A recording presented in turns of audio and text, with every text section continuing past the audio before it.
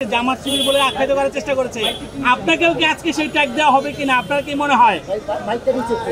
বিশ্ব মাধ্যম শিল্পী সমাজের পক্ষ থেকে আমরা সকল মানুষের পক্ষে এবং আমাদের দেশে যে অবস্থা বর্তমানে সৃষ্টি হয়েছে তাতে আমরা আসলে ঘরে বসে থাকার মতন অবস্থায় নাই। আমরা শান্তি চাই, আমরা রক্ত দেখতে চাই না।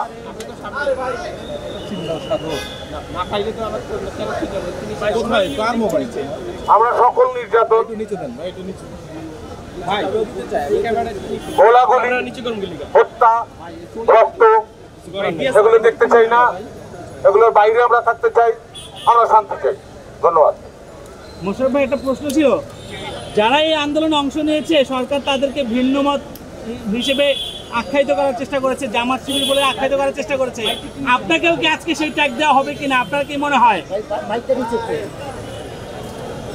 আমি আজকে সাধারণ মানুষ এবং সবাই সাধারণ মানুষ।